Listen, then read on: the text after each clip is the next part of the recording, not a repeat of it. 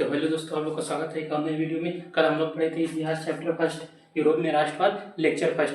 आज पढ़ेंगे lecture second, जिसमें कुछ और पढ़ा जाएगा। कल हम लोग पढ़े थे नेपोलियन के शासनकाल तक, तो आज पढ़ा जाएगा जागीरदारी क्या होती थी।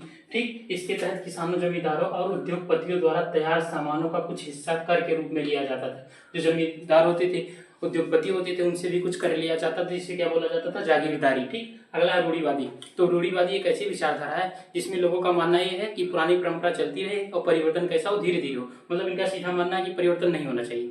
इनका सीधा पहले सपोर्ट था कि परिवर्तन नहीं होना चाहिए, लेकिन फ्रांसीसी क्रांति के बाद इनके भी मन में थोड़ा बहुत बदलाव आया।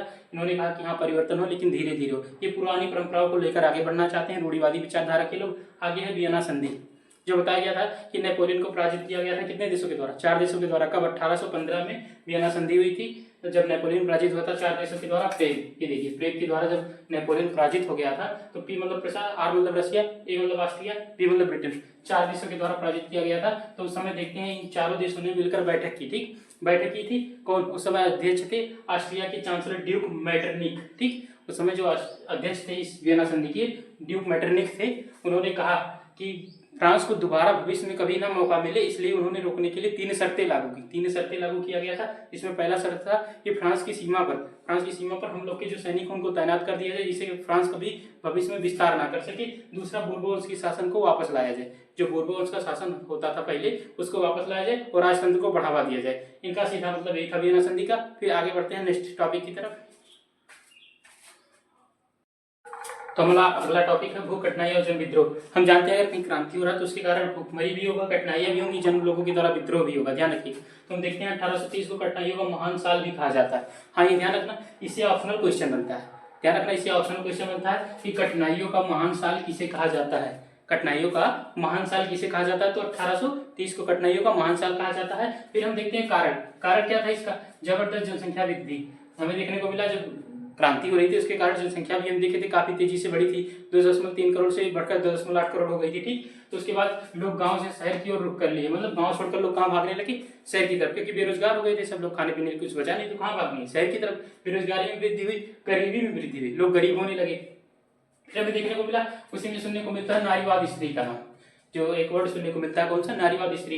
पुरुष को सामाजिक, आर्थिक एवं राजनीतिक समानता की सोच के आधार पर महिलाओं के अधिकारों और हितों का बोध नारीवाद कहलाता है। सभी लोग नारी के हितों की मांग करने लगे। वही नारीवाद स्त्री का विचारधारा है। एक स्त्री के द्वारा कहा गया, जैसे जर्मेनिया हमें सुनने को मिलेगा, वो भी एक स्त्री है जो नारीवाद स्त्री के रूप में जानी जाती है। उन्होंने प्रस्तुत किया कि देश के नारियों को भी सम्मान मिलना चाहिए, प्रस्तुत किया गया है। फिर हम देखते हैं नेक्स्ट टॉपिक हमारा कौन सा? जर्मनी और इटली का एकीकरण।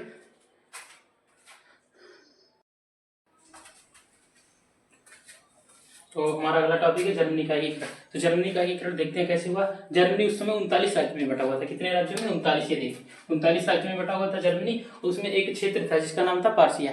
ध्यान से सुना, उसमें एक क्षेत्र था जिसका नाम था पार्सिया, जिसके प्रधानमंत्री कौन थे? Ottoman Bismarck. ठीक, हमें देखने को मिला कुछ भागों पर ऑस्ट्रिया का कब्जा होता था, फिर उसके कुछ भागों पर डेनमार्क का कब्जा था, कुछ भागों पर फ्रांस का। ध्यान से सुना, जर्मनी कितने राज्यों में बटा था? 39।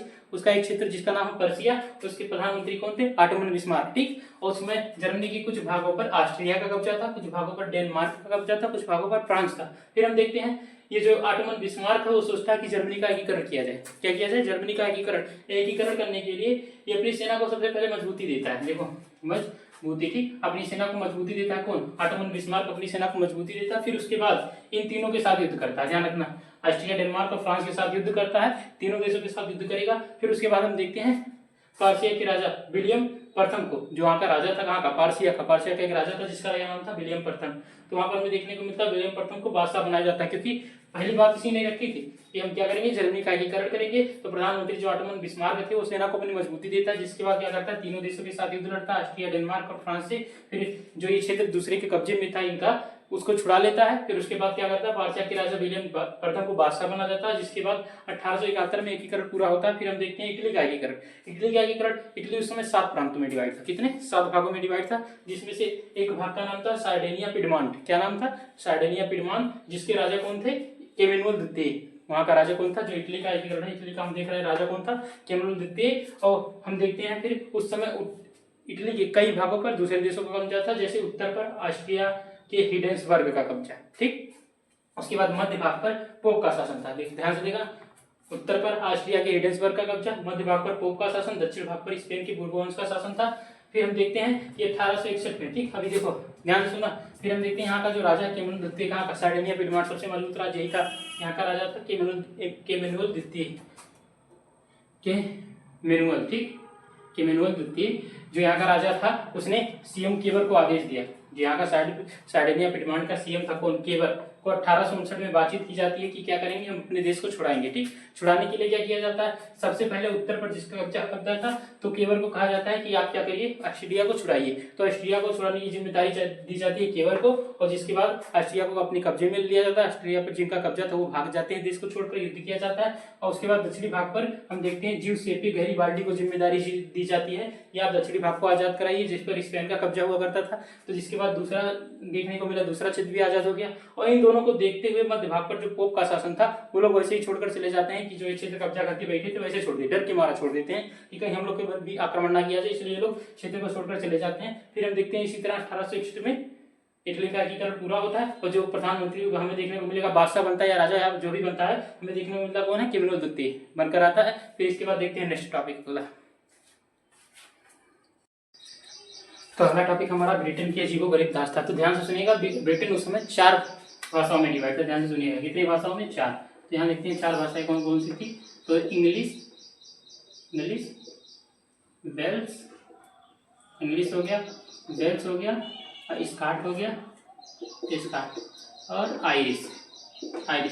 4 भाषाओं में डिवाइड था कौन, इंग्लैंड का जो है, ब्रिटेन का हमें देखने को मिला। भाषा की कितनी भाषा के लोग थे, 4 भाषा के लोग। तो इंग्लिश का सबसे ज्यादा वहां पर था, क्योंकि इनके पास पूंजी पैसा सब कुछ बहुत ज्यादा था। तो ये कहते थे, ये कहने लगे किससे, ये कहने लगे इस कार्ड से कि हम लोग क्या करेंगे, इंग्लिश को मान्यता देंगे, सबसे ज्यादा यहाँ ही मान्यता दी जाएगी। हम लोग मिलकर एक नया राष्ट्र की कल्पना करेंगे, एक नए क्षेत्र का विकास करेंगे। तो ये दोनों मिलकर क्या करते हैं, 1707 में इनसे बातचीत होती है, तो जिसके द्वारा ये दोनों आपस में मिल जाते हैं। फिर हमें देखने को मिलता है यहाँ से निकल कर आता है नया नाम इंग्लैंड का, United kingdom, USA, United state of England, ठीक। ये निकल कर आता है नाम किसका, इंग्लैंड।